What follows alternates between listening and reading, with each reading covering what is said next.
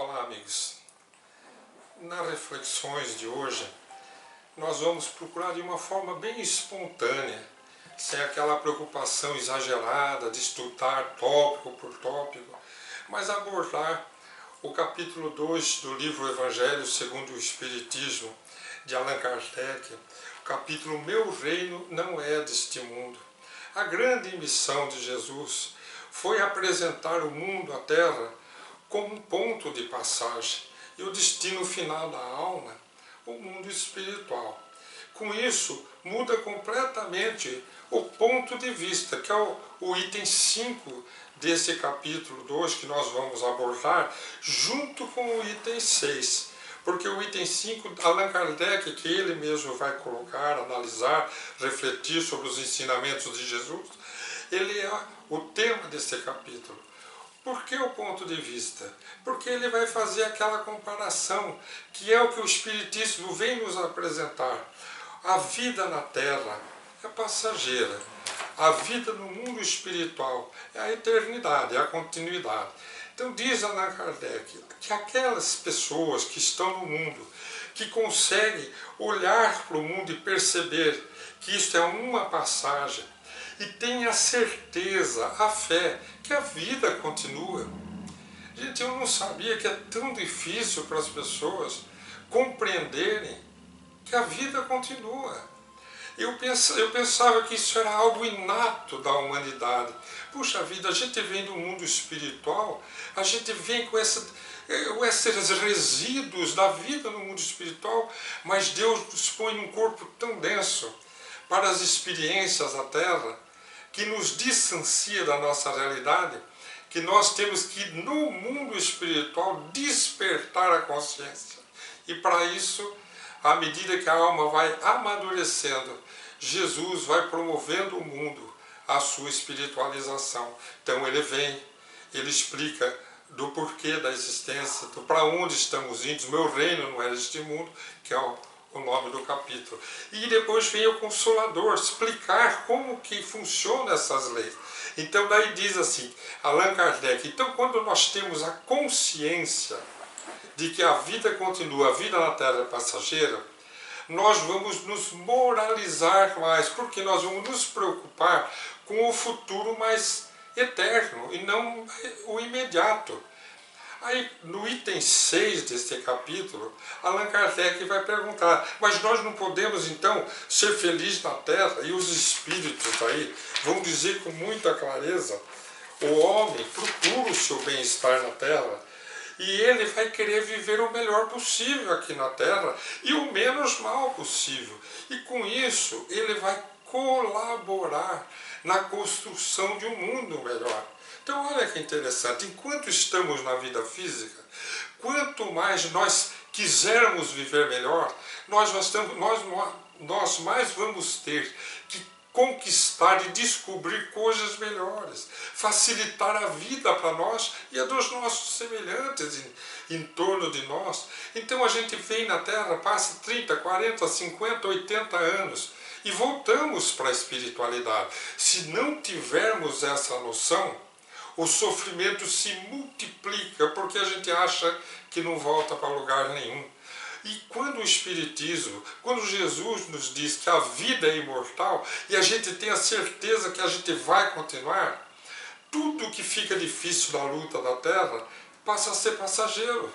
E a gente sabe que um dia vai terminar e só continuará esse sofrimento no mundo espiritual se nós não soubermos bem viver. Então Allan Kardec vai dizer assim com suas palavras, os reveses, as amarguras da vida terrena não são mais que incidentes passageiros para aqueles que creem que a vida continua e recebem essas dificuldades com paciência, porque a vida não é, a morte não é mais a porta para o nada. A morte, ela passa a ser a libertação para a felicidade e o encontro capaz que nós tanto buscamos, estando e continuando vivos e podendo nos relacionar com os nossos entes queridos que continuam na vida física e que um dia voltaremos a encontrar no mundo espiritual. Quem crê na vida imortal, quem sabe que a vida futura prossegue, vai receber as preocupações da vida com mais tolerância.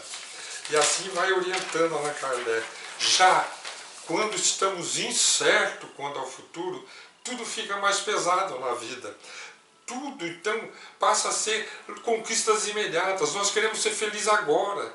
Nós não pensamos em preparar um futuro eterno, em que nós vamos nos libertando dos problemas da vida, em que nós vamos construindo em torno de nós harmonia, para podermos deixar a vida física com as pessoas que viveram conosco, em paz conosco, e com a certeza de estarmos com a consciência tranquila por termos feito o melhor. Então o homem, diz Allan Kardec, deve sim procurar na vida o seu bem-estar, mas ele vai colocar a definição que Jesus nos dá. Ele vai dizer, mas o Espiritismo vai condenar como Jesus o abuso que se faz dessa busca da alegria na terra, o abuso que se faz dessa busca dos prazeres da terra, que vai redundar em sofrimento para o espírito. A gente recorda muito bem quando Jesus faz uma colocação depois das bem-aventuranças, quando ele diz assim, é preferível que o indivíduo, que o ser, ponha uma vista a perder do que sua alma a perder. Lance seu braço fora do que põe a sua alma a perder. Quer dizer, Jesus está dizendo, é preferível que a gente enfrente dificuldades na vida física, mas não crie problemas para a evolução moral do nosso espírito, do que a gente vivendo livremente, a gente se permita, se dê tanta permissividade para as coisas negativas, que a gente construa um destino, embora temporário, mas muito sofrido, para a vida depois da morte física. E o que acontece? Acontecem essas lutas reencarnatórias, redentoras, tão delicadas, com as quais nós estamos nos encontrando hoje.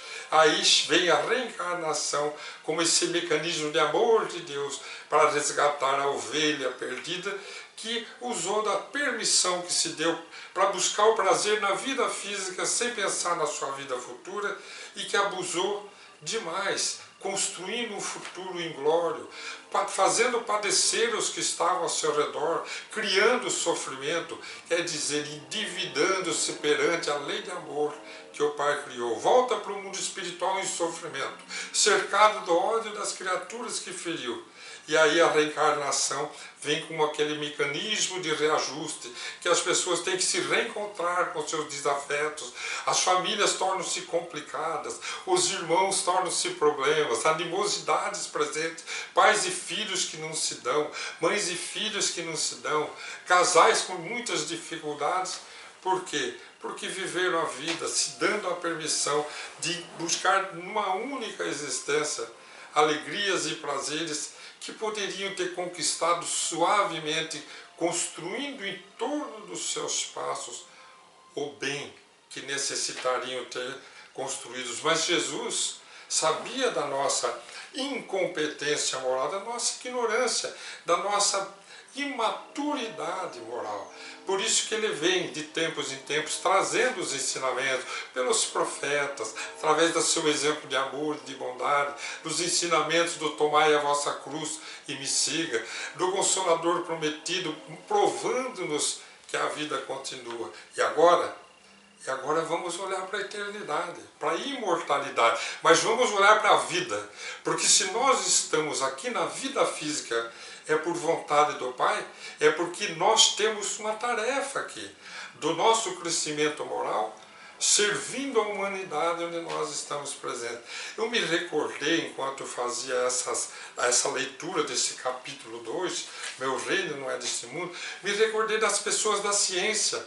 Steve Jobs, por exemplo. Steve Jobs foi uma pessoa, eu fui na internet procurar aquela primeira aberturazinha que diz lá das Wikipédia, né? Foi um inventor, empresário, magnata americano no setor da informática, notabilizou-se como cofundador da Apple e por revolucionar 6 indústrias: computadores pessoais, filmes de animação, músicas, telefones, tablets e publicações digitais. 56 anos ele desencarnou de um câncer. Em 56 anos, veja quanta contribuição ele trouxe para o mundo. Agora eu pergunto, ele fez isso por missão ou pela ânsia de viver? Não importa, contribuiu com o mundo. Então, na ânsia de viver melhor, de descobrir, de inventar, a gente contribui. Então, se a pessoa é altruísta, ela faz pensando na humanidade. Por exemplo, nós estamos na fase das vacinas. Está cheio de países buscando vacinas. Muita gente está buscando construir vacina politicamente, por dinheiro, para vencer uma guerra de conquista de um país para outro.